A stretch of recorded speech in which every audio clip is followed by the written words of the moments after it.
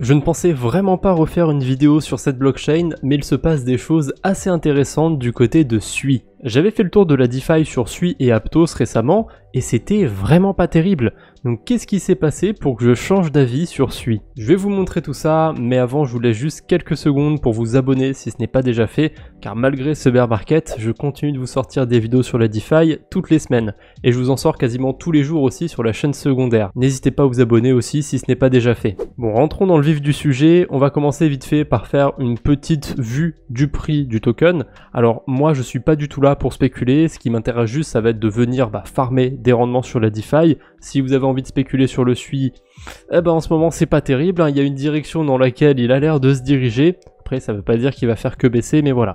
Pour l'instant, depuis que le token est lancé, il a fait que baisser malheureusement. C'est la même chose pour la TVL sur Sui. On peut voir qu'au début, c'est vite allé vers le sud, et depuis le mois d'août, ça remonte gentiment, ça se voit encore plus si on regarde en Sui et pas en dollars. Vous voyez que depuis le mois d'août, ça a vraiment explosé. On est passé de 20 millions de Sui en capitalisation à plus de 50 millions. Donc pour l'instant, je garde un petit peu de suspense sur ce qui a amené en fait cette TVL à augmenter aussi fortement. On va d'abord voir comment on peut bridger des fonds sur Sui, parce que c'est important quand même. Si on veut utiliser une blockchain, il faut bien pouvoir amener des cryptos là-bas. Alors, du côté des échangeurs centralisés, on va pouvoir retirer du Sui sur la blockchain Sui, mais si vous voulez amener d'autres cryptos, ça va être assez compliqué. Donc c'est pour ça que moi, je fais le tour des bridges et que je montre comment on passe par la DeFi pour aller sur Sui. Donc le bridge principal c'est Portal, anciennement connu sous le nom de Wormhole, et on peut passer depuis pas mal d'écosystèmes, donc Polygon, Binance Smart Chain, Avalanche, etc. Par contre c'est assez mal foutu sur le site de Portal. Moi je préfère largement passer par OmniBTC, c'est bien mieux foutu. En plus de ça, OmniBTC c'est un agrégateur, donc on va pouvoir échanger concrètement n'importe quelle crypto, c'est assez intéressant. Donc le principe est simple, voilà, je peux échanger des Matic contre des Sui par exemple. J'ai mis 30 Matic pour faire une simulation, pour avoir une idée. En termes de frais, il n'y a pas grand chose. Il y a même un petit coup d'arbitrage en ce moment si on envoie des petites quantités du côté de Sui. Vous voyez que j'envoie à peu près 16 $ et 20 centimes de Matic, et je peux recevoir 16 $ et 57 centimes de dollars en Sui. Donc en ce moment il y a un petit arbitrage, ça va pas durer indéfiniment parce que quand on voit en fait le chemin qui est pris par les cryptos, mes Matic sont convertis en USDT sur Polygon, ensuite les USDT ils sont bridgés vers Sui, et ces USDT sont ensuite convertis en Sui. Donc en fait ça veut juste dire qu'en ce moment l'USDT il vaut un petit peu plus cher sur Sui que sur Polygon. Il suffit juste qu'il y ait quelques personnes qui utilisent le bridge et ça devrait se rééquilibrer.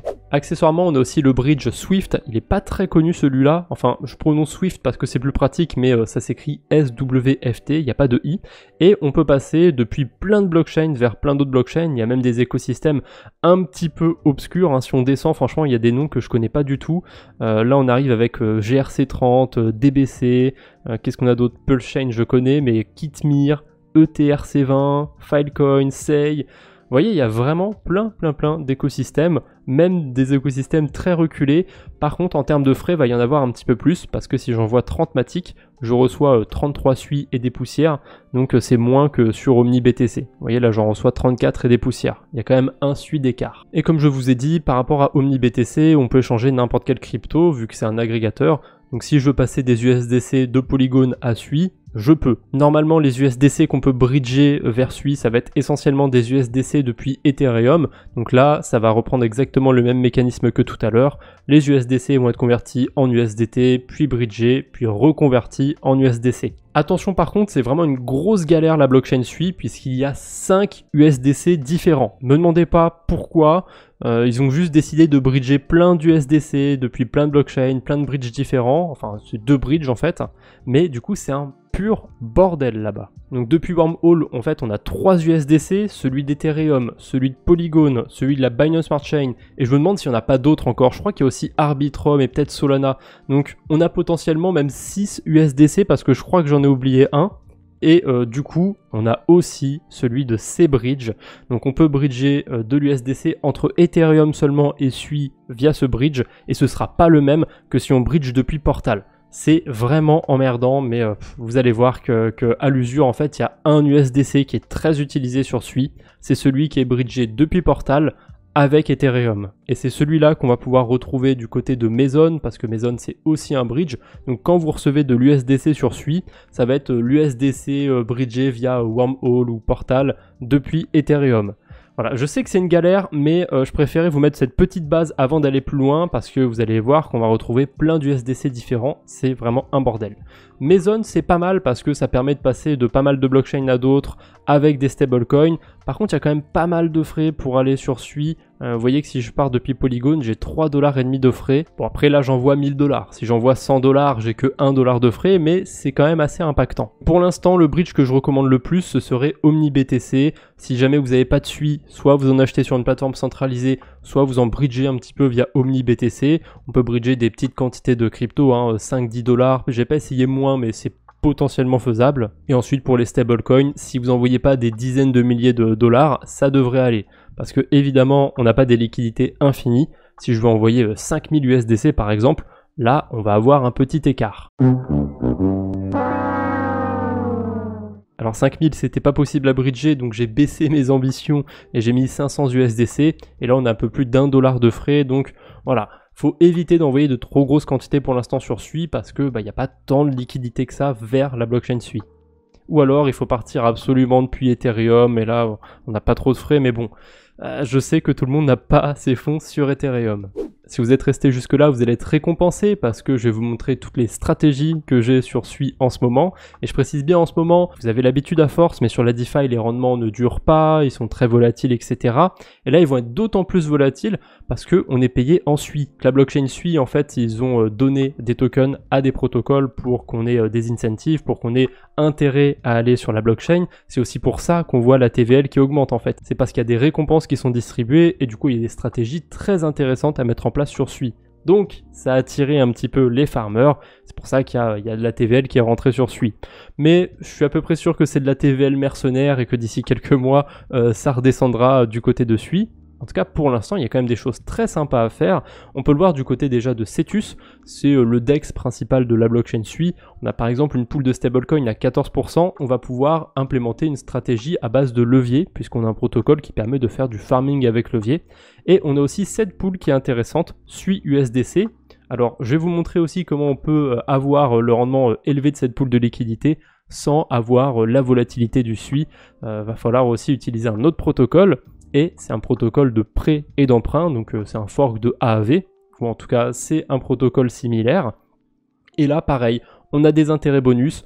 Quand on dépose du SUI par exemple, on a 1% d'intérêts qui sont générés grâce au protocole et 25% d'intérêts bonus en SUI. L'USDC c'est pareil, 0,6% en USDC, 13% en SUI et l'USDT aussi c'est pareil, on a des intérêts bonus. Donc ça distribue un max. Et comment du coup profiter du rendement sur la pool SUI USDC à 100% APR sans être exposé à la volatilité de cette pool de liquidité? Et bah c'est simple, il faut se rendre avec des USDC sur la blockchain SUI. Vous commencez par les déposer en lending sur Navi. Vous ne déposez pas tout. Si vous avez 1000$ par exemple, vous allez en déposer 800 ou 700. Ça va dépendre de votre niveau de risque. Plus vous allez déposer et plus vous allez prendre un risque faible parce que vous allez moins emprunter. Et ces 200 ou 300$, et bah vous vous en doutez probablement déjà, ils vont aller dans la pool de liquidité sur Cetus. Alors bien sûr, on ne peut pas juste mettre des USDC, il va falloir aussi des SUI, et c'est pour ça que je vous parle d'un niveau de risque. En fonction du risque que vous voulez prendre, vous allez avoir besoin d'emprunter soit 200$, soit 300$ de SUI. Donc on va faire une petite simulation sur le tableur, et vous allez voir que le rendement est vraiment très élevé avec cette stratégie. Donc ça se passe de ce côté-là, c'est peut-être un petit peu abstrait pour l'instant pour vous, mais tout simplement, là c'est l'argent qui est déposé initialement sur le protocole de lending, donc les 800 USDC. On va emprunter par-dessus ça 200$ de SUI et on va mettre dans la pool de liquidité 200$ d'USDC qui nous reste dans notre portefeuille et les 200$ de SUI qu'on a emprunté. Donc on a 400 dans la pool de liquidité. Au total, on avait bien 1000 USDC et à côté, j'ai mis tous les rendements qui sont associés et en bas, ça me calcule automatiquement le rendement. Et pourquoi on voit les intérêts sur 7 jours? Tout simplement pour faire une projection, pour donner une idée en fait de ce que ça rapporte sur la stratégie au global. Et avec ce que ça rapporte au global, je peux tout simplement ramener ça à un pourcentage annualisé. Donc pour l'instant, si les taux d'emprunt et les intérêts ne bougent pas trop, la stratégie rapporte 55% d'intérêt. Il faut quand même que je précise un truc, c'est qu'on va avoir des impermanent loss. Si le SUI est très volatile, bah ça peut bouffer un petit peu les performances de la stratégie. Si le prix du SUI est assez peu volatile, là ça va avoir assez peu d'impact sur le rendement. Sur le papier, techniquement, on peut faire du 55% d'intérêt avec des USDC. On prend quand même une petite partie de risque par rapport à la volatilité, mais on la diminue quand même largement que si on convertissait directement la moitié de nos USDC en SUI pour aller se mettre sur la pool de liquidité. Et évidemment, là j'ai pris le cas le plus safe, mais si on change les chiffres et qu'on part sur la stratégie un peu plus risquée, où on va plus emprunter, là on peut même carrément monter le rendement à 76%. Bien sûr, il y a d'autres stratégies qu'on peut imaginer, je pense, avec le protocole. On peut aussi venir déposer du SUI. Je pense que si vous avez du SUI déjà dans votre portefeuille, que vous avez envie de le garder, je suis pas sûr qu'on puisse trouver facilement 26% ailleurs. Donc en ce moment, c'est pas mal de les mettre on-chain, de les mettre sur la DeFi. Il y a encore d'autres utilisations qu'on peut leur trouver. Je reviens vite fait sur Cetus, du coup, là on a vu comment optimiser cette pool de liquidité avec des stablecoins. Et en dessous, il y avait la pool USDT-USDC. Je vous avais dit qu'on allait voir en fait comment augmenter ce rendement. Et ben on va pouvoir utiliser encore une fois un autre protocole. C'est un protocole de farming avec levier. Attention quand même parce qu'il n'y a pas énormément de liquidité sur ce protocole et le principe est simple, on va pouvoir tout simplement emprunter de l'USDT ou de l'USDC pour farmer avec une plus grosse position. Attention, quand on va emprunter, on va devoir rembourser des intérêts, etc.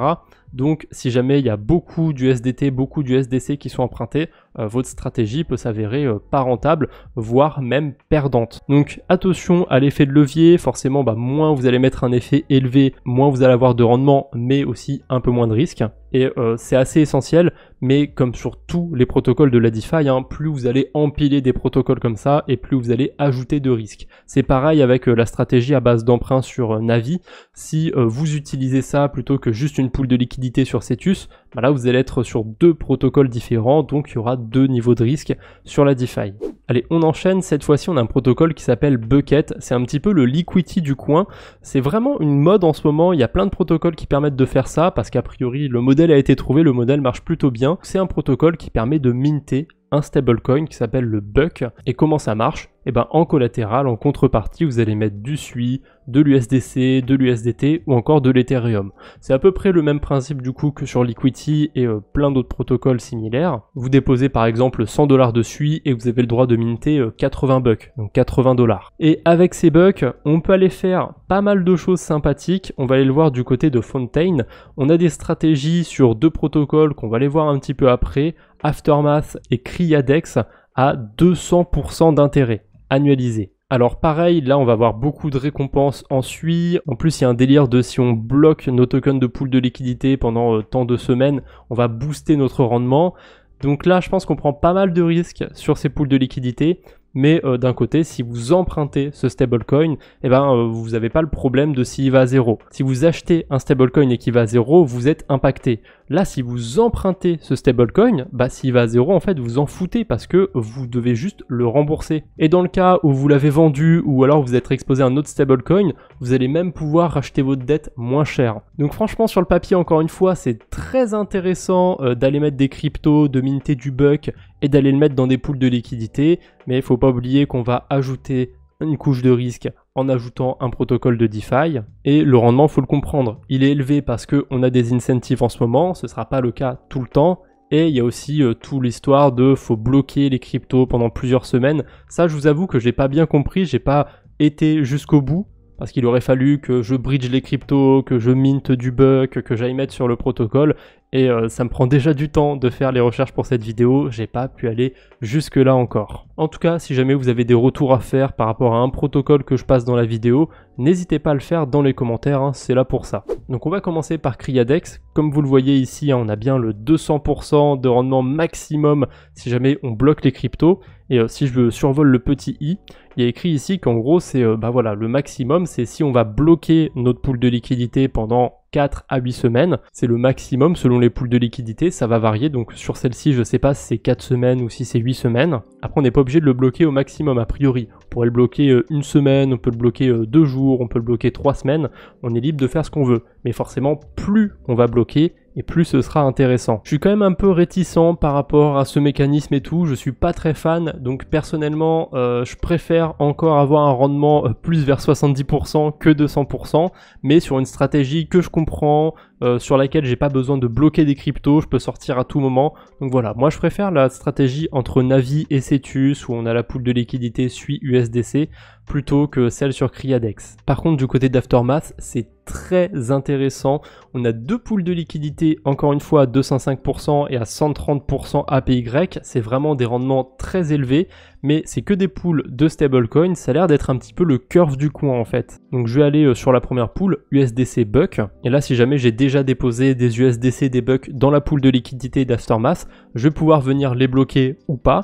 Et là, si je les bloque pas, j'ai déjà les 200% d'intérêt qui sont payés uniquement en SUI, hein, c'est précisé, je sais plus où c'est précisé. Et bien évidemment, après on retrouve le même mécanisme que sur Kriadex, je peux venir bloquer jusqu'à 56 jours et ça va doubler mon rendement si je bloque aussi longtemps. Par contre, c'est assez bizarre que ce soit des APY qui soient affichés parce que faire le double d'un APY, c'est beaucoup moins intéressant que faire le double d'un APR. Voilà, à part venir déposer dans une des deux pools de liquidité du protocole, il n'y a pas grand chose à faire.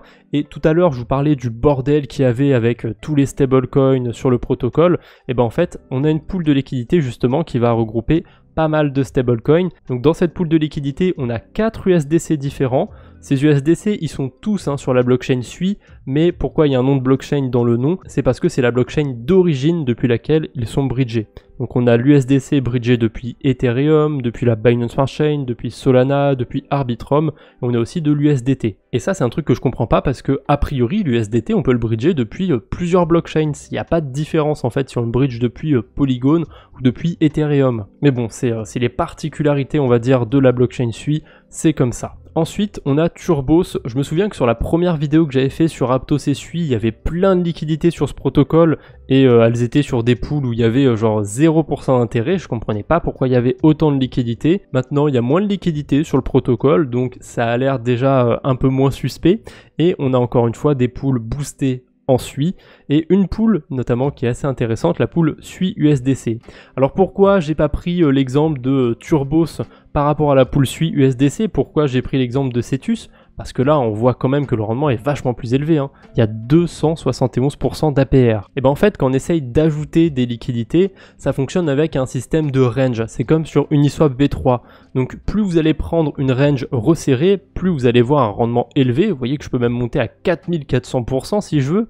Le souci, c'est que si votre range est très resserrée, vous allez en ressortir très facilement. Et si vous n'êtes plus dans la range, donc si vous n'êtes plus à l'intervalle de prix où vos cryptos s'échangent, vous n'allez avoir aucun intérêt.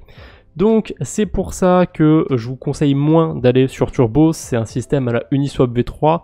Donc pour faire une stratégie à base d'emprunt, etc., comme je vous ai montré tout à l'heure, ça va être beaucoup plus compliqué. Donc là, ce qui va être le plus intéressant, je pense à la limite, c'est la pool de stablecoin où il y a quand même 19% d'intérêt dessus. Et vous voyez dans le volume, la pool a fait 2000 $ de volume sur 24 heures. Le protocole ne rapporte aucun frais quasiment. Il y a juste un petit peu de volume sur la pool SUI USDC. Vous voyez, il y a eu 200 000 $ dans les dernières 24 heures.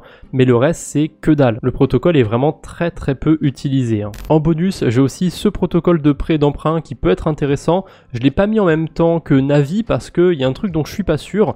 On peut déposer des cryptos en ayant des intérêts bonus sur le SUI. Mais je sais pas si on peut emprunter en même temps et continuer d'avoir les intérêts bonus. C'est un petit peu mal foutu l'interface, j'ai pas bien compris, donc il faudrait que je bridge pour le savoir. Mais pour l'instant, dans l'état, je sais pas si on peut emprunter tout en ayant les intérêts, ou alors en gros s'il faut que je stake la crypto et que je pourrais pas emprunter par-dessus, mais j'aurai quand même le rendement de 22% sur du SUI ou de 18% sur l'USDC. Ça pour le coup, c'est pas trop mal sur l'USDC. Et voilà, on a fait le tour du coup de la DeFi sur la blockchain SUI. Qu'est-ce que vous en pensez? Dites-moi tout ça en commentaire. Est-ce que ça vous intéresse? Vous pensez faire des stratégies sur cette blockchain? Ça me tente un petit peu d'y aller quand même. Quand on voit les rendements qu'on peut faire, c'est plutôt sympathique de venir surfer un petit peu les incentives en SUI, d'aller dumper tout ça et de repartir 1 mois, 2 mois après. Allez, je vous embête pas plus pour aujourd'hui. On se retrouve bientôt j'espère. D'ici là, portez-vous bien. Salut tout le monde!